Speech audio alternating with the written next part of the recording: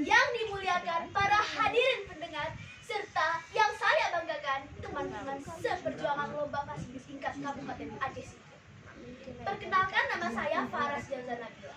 Di sini saya akan menceritakan sebuah cerita tentang seorang pemuda yang namanya sangat terkenal di langit. Wah, kok bisa ya? Siapa sih sosok tersebut? Mau tahu tidak? Beliau adalah Uwais Al-Qarni yang hidup pada zaman Nabi Muhammad SAW. Al-Qarni dalam bahasa Arab artinya adalah penghuni langit. Ternyata hal ini terjadi karena ketaatan Uwais kepada ibunya. Uwais adalah pemuda yang berasal dari Yaman. Sejak lahir, dia mempunyai penyakit sopak, bercak-bercak putih di seluruh badan. Uwais adalah pemuda yang soleh dan giat bekerja. Sehari-hari, ia mengembala domba milik tetangganya untuk memenuhi kebutuhan. Uwais tinggal berdua dengan ibunya yang buta. Meskipun hidup miskin, Uwais tetap bersyukur dan sangat menyayangi ibunya. Seluruh permintaan ibunya akan berusaha ia penuhi. Suatu hari ibunya berkata, "Ada dimakan." "Uwais, anakku, kemarilah nak," kata ibunya. "Ya wahai ibu, adakah yang kau butuhkan?" tanya Uwais kepada ibunya. "Anakku, sepertinya umur ibu sudah tak akan lama lagi. Ada satu keinginan ibu yang ingin sekali terwujud," kata ibunya Uwais. "Jangan berkata seperti itu. Katakanlah kepadaku, apa permintaan ibu itu?" "Sebelum waktu itu tiba, ibu ingin sekali melaksanakan haji," kata ibu. Mendengar perkataan ibunya itu, Uwais hanya terdiam sambil berpikir. "Aku sangat ingin mewujudkan permintaan ibu. Mohon ibu bersabar.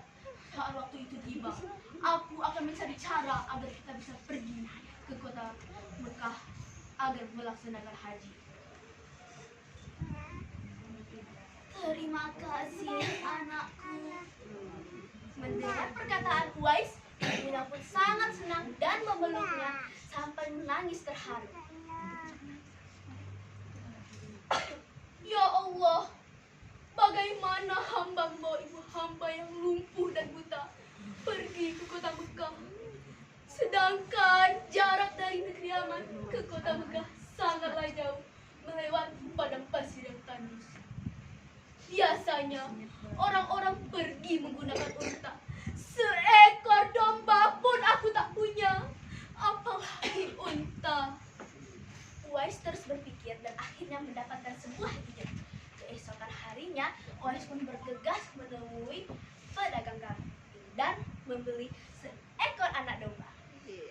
Ia pun membuatkan kandang di atas bukit. Setiap hari, Uwais pun menggendong anak domba itu turun naik bukit.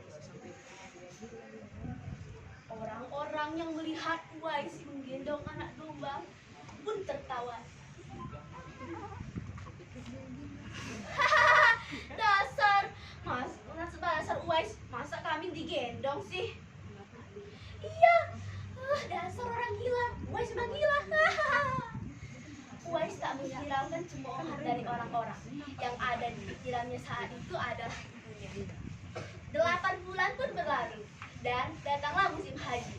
Anak domba yang dulunya kecil sekarang telah bertambah besar. Beratnya mencapai 100 kg. Astagfirullah. Juga dengan Uwais, badannya semakin kekar dan bertenaga. Kini semua orang tahu bahwa apa yang dilakukan Uwais adalah bentuk pengorbanannya kepada ibunya. Uwais pun menggendong ibunya berjalan kaki dari negeri Yaman menuju Mekah. Subhanallah, alangkah besar cinta Uwais kepada ibunya itu. Kemudian dia menggendong ibunya berjalan kaki dari negeri Yaman ke kota Mekah. Sesampainya di Mekah, Uwais tetap menggendong ibunya untuk bertawaf di Ka'bah.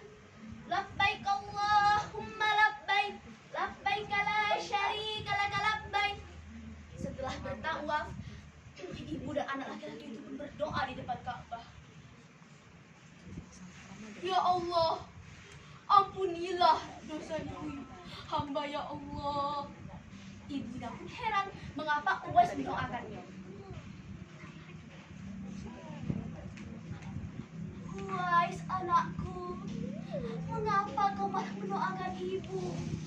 Mengapa kau tidak berdoa untuk dirimu saja? Sedangkan kau juga ada penyakit, wahai anakku, kata ibunya. Uwais pun berkata, dengan terampuninya dosa ibu, maka ibu akan masuk surga. Cukuplah ridho ibu yang mengantarkan ke surga, kata Uwais. Allah Subhanahu wa Ta'ala pun mendengar percakapan antara ibu dan anak laki-lakinya itu. Seketika penyakit sopak yang diderita oleh Uwais pun sembuh, hanya tertinggal satu bulatan putih di telapak tangan.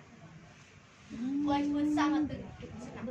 Terima kasih ya Allah, telah menyembuhkan penyakitku, kata Uwais. Sepulangnya dari Ka'bah, Uwais pun meminta izin kepada ibunya untuk pergi ke kota Madinah. Uwais sangat ingin bertemu dengan Nabi Muhammad SAW. Dengan berat hati, ibunya pun mengizinkan Uwais untuk pergi. Setelah urusanmu selesai, cepat pulang ya nak, kata ibunya. Uwais pun bergegas pergi ke kota Madinah. Setelah ia sampai, ia pun mencari-cari di mana rumah Rasulullah SAW. Setelah menemukannya, ia pun mengetuk pintunya sambil mengucapkan salam. Tok tok tok. Assalamualaikum ya Rasulullah, kata Uwais. Keluarlah istri Nabi, Aisyah radhiyallahu anha, seraya menjawab salam. Waalaikumsalam. Jawab. Apakah saya bisa bertemu dengan Rasulullah SAW? Tanya Uwais. Maaf sekali, Nabi sedang tidak berada di rumah. Dia sedang berperang dan tak tahu pasti kapan akan pulang. Mungkin sebulan atau beberapa bulan lagi, jawab Aisyah radhiyallahu anha. Uwais dihadapkan dengan dua pilihan: menunggu Nabi pulang atau segera pulang ke Yaman. Bayangan sang ibu pun muncul di tengahnya. Baiklah kalau begitu. Ada seorang ibu yang tidak bisa saya tinggal lama-lama di rumah. Sampaikan salam saya pada Rasulullah SAW jika dia sudah kembali dari perang. Terima kasih, kata Uwais. Uwais pun pergi pulang ke Yaman dengan perasaan haru dan sedih. Di satu sisi, ia ingin sekali bertemu dengan Nabi Muhammad SAW. Namun di sisi lain, ia sangat mengkhawatirkan kondisi perperangan pun telah selesai. Rasulullah SAW pun pulang ke Madinah. Aisyah radhiyallahu anha pun memberitahu perihal pemuda yang mencari gelendang. Nabi Muhammad pun berkata bahwa Uwais itu adalah pemuda yang sangat taat kepada ibunya, karena ketaatannya itu namanya sangat terkenal di kalangan penduduk langit. Ketika Rasulullah SAW sedang berbincang-bincang dengan Umar bin Khattab dan Ali bin Abi Thalib, ia mengatakan tentang sosok Uwais. Apabila kalian bertemu dengan Uwais Al-Qarni, maka mintalah doanya dan beristighfar kepadanya. Sesungguhnya ia adalah penghuni langit. Lihatlah di telapak tangannya ada bulatan putih. Sejak lahir ia menderita penyakit sopak. Tapi karena ketaatannya kepada ibunya, Allah Subhanahu wa Ta'ala pun menyembuhkan penyakitnya. Hingga akhir kematian Uwais, terjadi hal yang sangat menggemparkan. Sangat banyak orang yang datang mengurus pemakamannya. Namun, orang itu bukanlah penduduk Mekah atau penduduk daerah lainnya, melainkan dia adalah penghuni langit yang dikirimkan oleh Allah Subhanahu wa Ta'ala. Subhanallah, Maha Suci Allah, sungguh mulia sosok Uwais ini.